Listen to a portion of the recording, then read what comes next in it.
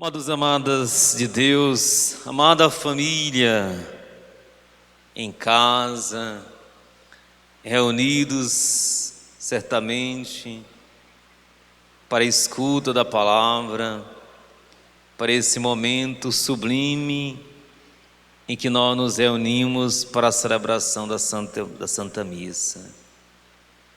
E eu quero nesse momento primeiro vos acolher cada um nas suas casas. Recebam, sintam o nosso abraço fraterno, nosso abraço irmão, mas também o nosso abraço de Pai espiritual que acolhe cada um de vocês nas mais diversas circunstâncias que cada um se encontra. Nesta manhã, certamente, muitos rendendo os louvores a Deus pela saúde, pelas bênçãos, pela vida, como é o caso dos aniversariantes de hoje, que nós rezamos as suas intenções. Mas eu quero acolher aqueles que estão com os corações aflitos nesse momento, preocupados, seja porque talvez esteja doente, ou seja porque talvez tenha alguém da sua família que está doente, ou mesmo das doenças que nós somos acometidos durante todos os dias ao longo do ano, ou pela própria Covid-19, que é essa doença que tem tirado o nosso sossego, a nossa paz. Eu quero acolher cada um de vocês, eu quero que sintam também o meu abraço fraterno, que eu vos dirijo por meio da oração e desta palavra. Quero dizer bem no fundo do seu coração que nós estamos unidos. E quero dizer a vocês que estão unidos, aqueles que eu tenho conversado, acompanhado, rezado, a família Mello eu tenho trago, pessoas que conversei já hoje nessa manhã, que estão preocupadas, nervosas, nada mais natural, mas eu quero dizer que você não está só. A igreja está rezando por ti, o Padre Marcos está rezando por ti, e eu sei, porque nós temos experimentado o quanto que a oração tem poder, o quanto que a oração pode fazer a diferença. Por isso, receba a nossa oração, receba a nossa invocação, a invocação do nome de Deus na tua pessoa sobre essa enfermidade. Não tenha medo. Ou se tiver medo, não deixe o medo tomar de conta de ti e nem roubar a tua fé. Fique firme em Deus. Se o coração está aflito, se o coração está agitado, reze. Reze, vai entregando o que tu estás sentindo e passando nas mãos de Deus. O nosso Deus é compassivo, como nós ouvimos a leitura, Ele é misericordioso, Ele acolhe sim cada um de nós. Não se preocupe. Não fique preocupado. Será que Deus vai ouvir a minha oração porque sou assim ou sou desse jeito? Deus é misericórdia, acredite nisso. Deus não olha, se Ele olhasse, nós todos estaríamos condenados, mas Ele não olha para os nossos pecados. Simplesmente Deus nos ama porque Deus é amor e Ele te ama. Sinta-se acolhido, abraçado por esse amor de Deus nesse momento difícil que você se encontra. Deus te ama. E nós celebrarmos hoje, amados irmãos, amadas irmãs, a solenidade da Santíssima Trindade. Na verdade, todo domingo e toda missa é festa à Trindade. Porque se nós bem lembramos, nós começamos a Santa Missa invocando a Santíssima Trindade, Pai, Filho e Espírito Santo. Agora, Padre, então, por que essa solenidade? É para que a gente cresça e celebre melhor o mistério que agora estamos celebrando. É preciso a gente compreender, nós não vamos compreendê-lo, mas nós vamos acolhê-lo em nosso coração. E eu começo aqui, talvez, falando de coisas do nosso dia a dia que são importantes, porque é comum nós ouvirmos as pessoas dizer que é o mesmo Deus. Eu ouço até as pessoas dizer, tudo é a mesma coisa. E não é a mesma coisa. A doutrina e o entendimento que nós temos de Deus pode ser muito diferente, e é diferente. Uma coisa é a compreensão dos muçulmanos a respeito de Deus. Outra coisa é a nossa doutrina e o nosso entendimento cristão. Para o muçulmano, depois de Deus fazer todas as coisas, ele fica lá, não se move, não interfere em nada e fica só anotando no seu livro o que nós fazemos e deixamos de fazer para depois nós sofrermos a condenação. Eles até usam a expressão, depois de sofrer, o mármore dos infernos. Essa é a concepção católica? Não é. Alguém pode até acreditar em Deus dessa maneira, mas esse não é o Deus cristão. Esse não é o Deus cristão. Padre Marcos, e como é que é o Deus cristão? A liturgia de hoje nos ajuda a compreender como é o Deus cristão.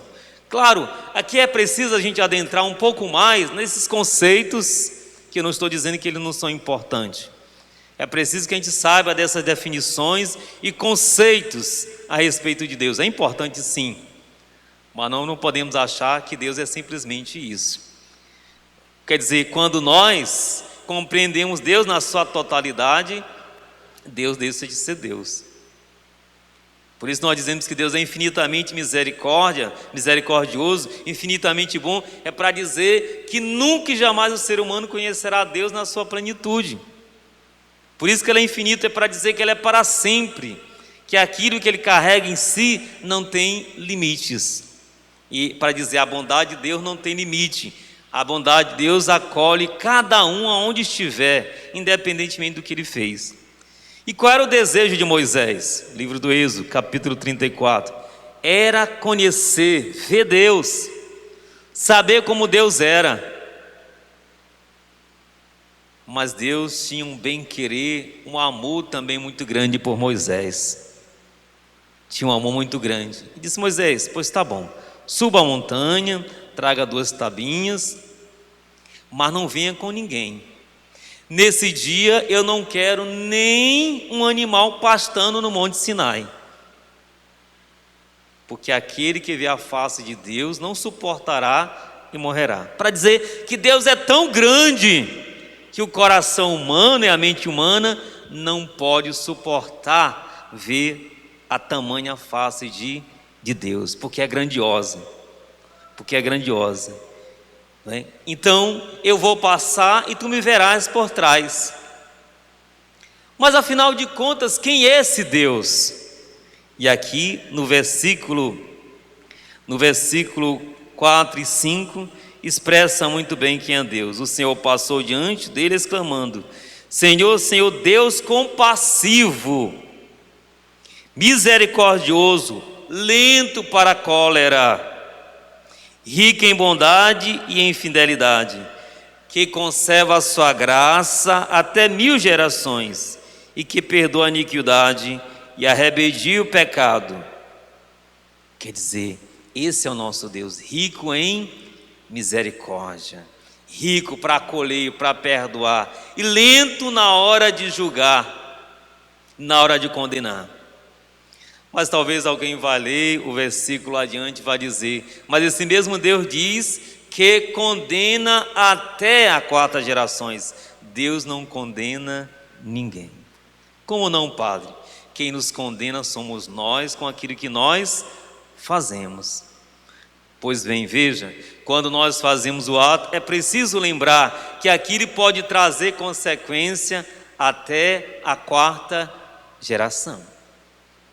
Aí é uma coisa que Deus realmente não interfere na nossa liberdade. Quando nós fazemos algo, Deus não interfere. Essa que é a questão. Às vezes nós nos zangamos com Deus porque a gente quer fazer o ato, mas na hora a gente quer que Deus interfira para a gente não sofrer as consequências. Infelizmente, a liberdade que nós temos, ela também tem que nos dar e nos traz a consequência de sofrer pelos nossos atos. Mas o mais importante é nós olharmos aqui que esse Deus que nós cremos é um Deus de misericórdia. Esse Deus que nós professamos é um Deus clemente. Alguém poderia dizer: Padre Marcos, mas há de se questionar. Imagine, amados, Se Deus mesmo fosse um Deus que condena, quem de nós estaria aqui agora? Quem de nós? Quem que poderia bater no peito e dizer assim: eu sou justo, sou correto, íntegro e nunca fiz nada de errado? Quem poderia? Quem poderia? Acredito que nenhum de nós. Acredito que nenhum de nós. E é tão tal que esse Deus é tão misericordioso, esse Deus que nós cremos, porque a face que Jesus revela de Deus é de um Deus que está preocupado com os pecadores. Eu não vim chamar apenas os justos, ou eu não vim chamar justos, eu vim à procura e atrás dos pecadores. Lembramos muito bem de Maria Madalena, já estava cercada pelos anciãos, doutores, para ser condenada pelo seu pecado. E esse Deus intervém para dizer: quem não tiver pecado, atire a primeira pedra. Quer dizer, é um Deus que está preocupado com a vida. É um Deus que está preocupado de fazer com que nós experimentemos a sua face misericordiosa. Quem esqueceu da parábola do filho pródigo? Do filho que esbanjou, que gastou tudo. Mas depois esse Deus não quis saber, simplesmente acolheu. Depois, o evangelho de hoje, amados irmãos, o evangelho de São João, no capítulo 3, nos faz a revelação importantíssima. Que de tal modo Deus amou o mundo que Ele deu o seu Filho único. Quer dizer, Deus amou tanto a nós. Quando Deus fala assim do mundo, o mundo na verdade é cada um de nós. Quer dizer, o maior bem de Deus, mais precioso, era seu Filho. E foi esse Filho que Ele deu para morrer na cruz por cada um de nós. E São Paulo diz assim: Jesus morreu por nós quando nós ainda éramos pecadores. Quer dizer, se Ele morreu por nós quando nós éramos pecadores, quer dizer que esse Deus, Ele ama o pecador. Quer dizer, Jesus morreu, foi por ti, foi por mim, foi pelos nossos pecados. É interessante a gente fazer uma comparação com o pai e a mãe. Um bom pai, responsável, direito, ele sabe do erro do seu filho. Ele sabe. E o pai responsável, ele diz até assim: meu filho deve sofrer as consequências dos seus erros. Mas esse pai jamais vai abandonar o seu filho. É desse jeito Deus conosco. Nós cometemos um erro, mas Deus nunca nos abandona. Jamais. Ele nunca nos abandona. Foi por isso, para mostrar que Ele não nos abandonou, foi que Ele mandou o seu Filho Jesus. Foi por isso que Ele mandou o seu Filho Jesus. Por isso, Jesus, uma vez encarnado, uma vez que Jesus se torna humano, Ele é humano para sempre. Não, agora eu vou voltar para o céu, então está aí a armadura de humano, e eu vou voltar a ser só divino e ficar tranquilo. Não. E eis que estarei convosco todos os dias até o fim do mundo. Para dizer, nós não estamos só. Nós podemos ter o sentimento de que estamos só, mas sozinho nós não estamos. É claro, nesse contexto que nós estamos agora, nessa situação, é natural, eu digo que é natural, que a gente de vez em quando sinta, tem um sentimento de que não estejamos só. E eu tenho dito para as pessoas assim: não fique querendo entender as coisas nesse momento. Ninguém vai entender. Ninguém vai entender. Eu também não entendo. Não estou dizendo que eu sou mais inteligente que os outros, mas eu também não entendo. E eu rezo. E eu aconselho a rezar para quê? Para que a gente não desanime na fé. Porque a gente começa a questionar, querendo entender as coisas, não vamos entender e vamos acabando perdendo a fé. E se eu perco a fé, eu começo a me distanciar mais de Deus, e aí eu quero dizer, as coisas vão ficar muito mais difíceis. Então eu tenho aconselhado, reze. Na hora que vem um questionamento, reze, entregue o questionamento nas mãos de Deus. Ao tempo dele, ele vos dará a resposta. Ao tempo dele.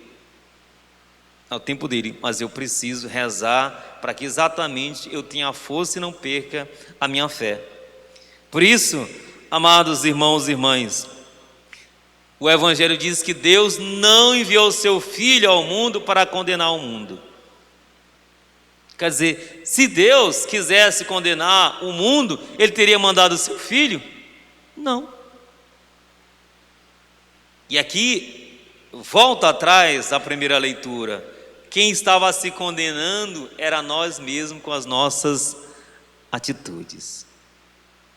E Deus, vendo isso, por misericórdia, faz o que? Envia o seu Filho único. Vale bem lembrar aqui, cada um pode interpretar do seu jeito, mas o próprio ladrão ao lado de Jesus diz para ele, o ladrão arrependido: ainda hoje estarás comigo no paraíso. Esse Deus quer a nossa condenação? Evidentemente que não. Evidentemente que não, amados. Por isso, tenhamos em nosso coração, que bom seria que aqueles que têm uma concepção de Deus ruim, porque nós mesmos passamos isso. Quanto de nós, sem saber darmos a resposta, ou entender que era Deus, recebemos uma experiência ruim de Deus, Deus que castiga. Menino mexe naquilo, Deus castiga. Menino faz isso, que Deus castiga. Em vez de dizer, menino, se tu meteu o dedo nessa tomada, tu vai pegar um choque, tu vai ficar grudado, aí tu vai morrer. Mas a gente não, a gente quer tudo muito mais prático, não quer explicar as coisas, e a gente acaba colocando o nome de Deus. A gente coloca o nome de Deus. E aí quem passa a levar a culpa daquilo que nós fazemos é Deus. É tão tal, amados, que as pessoas se revoltam quando as coisas acontecem. Elas agem, nós agimos, e quando as coisas acontecem conosco, nós culpamos a Deus. A gente diz, por que Deus deixou? Por que Deus deixou? Alguém talvez esteja dizendo, por que Deus mandou essa pandemia? Deus mandou pandemia nenhuma. Isso não vem de Deus. Isso não vem de Deus. Isso eu posso garantir a vocês, essa pandemia não vem de Deus. O mal não vem de Deus. Padre, como que pode? Pode, eu posso dizer a vocês, talvez Deus tenha permitido com algum objetivo, mas a pandemia não vem de Deus. Isso eu posso vos garantir, ela não vem de Deus. Sabe por quê? Porque Deus quer o nosso bem, porque Deus nos ama. E mesmo quando acontece a morte, amados irmãos, Deus continua nos amando. Sabe por quê? Porque quando não tem mais jeito que vem a morte, Deus preparou para nós a vida eterna. Para dizer que Deus vai continuar nos acolhendo aonde nós estivermos. Esse é o Deus de misericórdia. Esse é um Deus que é Pai, que é Filho, que é Espírito Santo. Um Deus que cria, um Deus que redime, um Deus que santifica. É o Deus que nós professamos a nossa fé. É um Deus que morreu, ressuscitou por cada um de nós. Portanto, amados, nós deveríamos olhar as coisas no todo. A gente olha muito o momento, agora nós estamos muito focados no presente. Nesse momento que nós estamos vivendo de dor, de perda, de doença, desespero. Mas eu quero dizer, esse Deus que está agora contigo, que você não vê, é o mesmo Deus que esteve contigo lá no passado. E eu garanto que será o Deus que está contigo no futuro, no presente, que estará contigo também no futuro. E só haverá desta forma, como eu estou dizendo, aqueles que perseverarem na fé. Na fé. e não tem outra forma de alimentarmos a fé nesse momento que não seja na palavra e na oração. Não adianta, amados, a ilusão com isso, com aquilo. Tem esse aspecto, eu diria que é bom, porque a gente tira aquela ilusão, vai caindo por terra as mentiras, até que algumas igrejas vão colocando. E nós vamos percebendo que se tem alguém que pode fazer algo por nós, esse alguém tem um nome, esse nome é de Deus. Só Ele. Só Ele. E é Ele que nós devemos invocar, é a Ele que nós devemos chamar, esse Deus Trindade. É um Deus que é família, por isso a família é tão importante, porque Deus quer que nós sejamos como Ele, Pai, Filho e Espírito Santo. Vivemos nessa mesma unidade, com coisas distintas, porque o Pai faz uma coisa, o Filho e o Espírito Santo. Na família, sim, a mãe faz uma coisa, o pai faz outra, o filho faz outra, mas isso sem perder a comunhão. O fato do pai trabalhar na rua, ou a mãe trabalhar em casa, ou o filho estudar, isso não os torna um mais importante ou melhor do que o outro.